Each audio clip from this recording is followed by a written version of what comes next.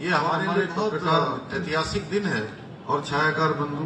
और आज के इस ऐतिहासिक अवसर पर मैं उन सभी वीर बलिदानियों को श्रीमती अपनी भावभीनी श्रद्धांजलि अर्पित करता हूँ जिन्होंने अतिथिगण अपने आध्यात्म साहस, पत्रकार, छायाकार और सर्वोच्च बलिदान से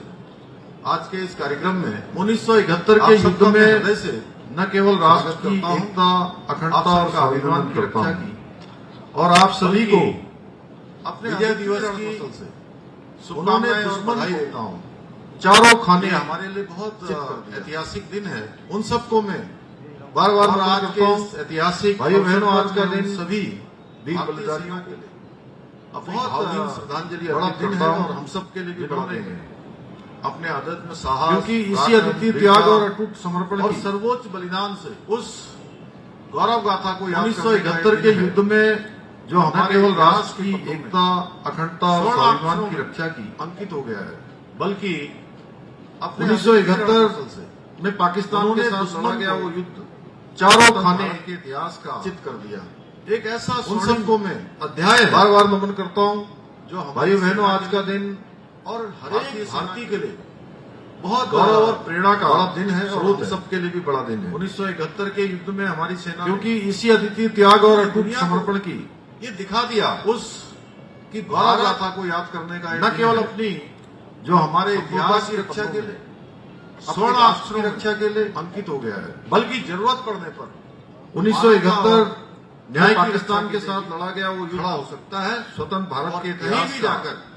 हमारे एक ऐसा स्वर्णिम अध्याय है अन्याय को, उस दमन हमारी सेना के लिए रोकने का काम और हर एक भारतीय के तरीके से कर सकती है। गौरव और प्रेरणा का इस युद्ध में हमारी तीनों सेनाओं ने 1971 के युद्ध में हमारी सेना ने अद्वितीय संबंध में दुनिया को और पराक्रम ये दिखा दिया। मात्र भारत में न केवल पाकिस्तान को संप्रभुता की रक्षा के लिए टेकने पर मजबूर, अपनी राष्ट्र की रक्षा के लिए इस युद्ध में पाकिस्तान, बल्कि जरूरत पड़ने पर सबरवाल साहब बोल मानवता और न्याय की रक्षा के लिए खड़ा हो सकता है, और कहीं भी जाकर हमारी सेना उस होने वाले अन्याय को, उस दमन को रोकने का काम शक्तिशाली तरीके से कर सकती है।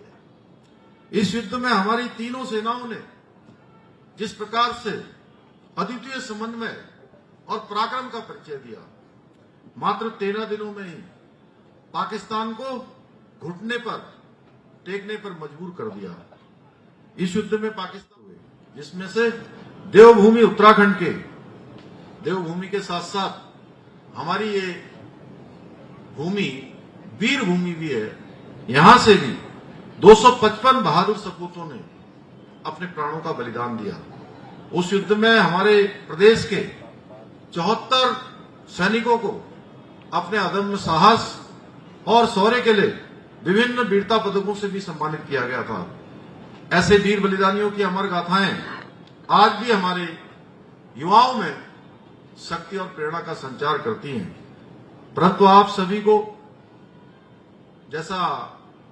गणेश जोशी जी ने भी कहा, प्रेमचंद अग्रवाल जी ने भी कहा, और हमारे मेजर जनरल सभी सब्रवाल साहब ने कहा, हम सभी जानते हैं कि 2014 से पहले का वो कालखंड भी हमको याद होगा। हम सब स्मरण करेंगे, 10 साल पहले जाएंगे तो हमको हर प्रकार से दिखाई देगा कि सेना के शौर्य को भी राजनीतिक चश्मे से आंकने का प्रयास किया जाता था, और सेना के सामने जब दुश्मन हमला करते थे, उनको उस हमले का जवाब देने के लिए, दुश्मनों से लड़ने के लिए भी आदेश देना पड़ता था, और सेना के जवानों के साथ वहां पर दूसरी तरफ से गोलियां आती रहती थी, हमले होते रहते थे। लेकिन भाइयों बहनों, प्रधानमंत्री मोदी जी के बनने के बाद जो सबसे बड़ा परिवर्तन हुआ 2014 के बाद, उन्होंने कहा कि जब देश की सेनाएं युद्ध करती हैं तो उस समय कोई आदेश की आवश्यकता नहीं है। उस समय उनकी जो बंदूकें होती हैं, उनकी तोपें होती हैं, वो अपना काम करें, उसमें किसी आदेश की कोई आवश्यकता नहीं है। इसीलिए हमारी सेना का मनोबल बढ़ा, और आज हमारी सेना गोलियों का जवाब गोलों से देने का काम करती है, तोपों से देने का काम करती है। चाहे आज कोई घटना हो, हमारे सैनिकों का हौसला बुलंद है, चाहे वो तवांग की घटना हो, चाहे वो गलवान की घटना हो, चाहे कोई भी देश की सीमा हो, हर सीमा पर आज हमारी रक्षा करने वाला सैनिक एक बड़े मनोबल के साथ काम कर रहा है, क्योंकि उनको पता है देश का नेतृत्व, देश के प्रधानमंत्री और पूरा देश उनके साथ है। सेना तब भी बहुत मजबूत थी। हमारी सेना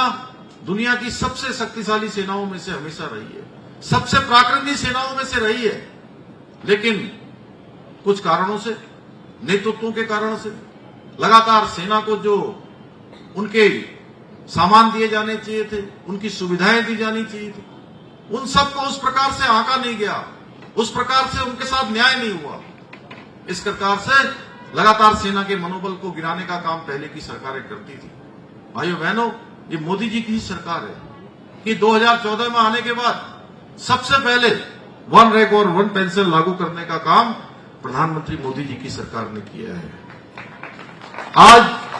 प्रधानमंत्री मोदी जी के नेतृत्व में भारतीय सेना के सर्वोच्च पराक्रम को और उसके बलिदान को सम्मान देने का काम मोदी जी के नेतृत्व में हो रहा है। आज भारतीय सेना प्रत्येक क्षेत्र में सशक्त और आत्मनिर्भर बनने की दिशा में भारत की सरकार भी लगातार उनका प्रोत्साहन कर रही है, लगातार योजनाएं बना रही है, नीतियां बना रही है। अभी मेजर समरवाल साहब ने बहुत अच्छी बात कही कि आज भारत आत्मनिर्भर बन रहा है और एक समय में बहुत बड़ी धनराशि हमारे देश की हथियार खरीदने में, रक्षा के उपकरण खरीदने में हमारी खर्च हो जाया करती थी, लेकिन तो देहरादून में विजय दिवस पर श्रद्धांजलि समारोह को संबोधित कर रहे हैं सीएम पुष्कर सिंह धामी।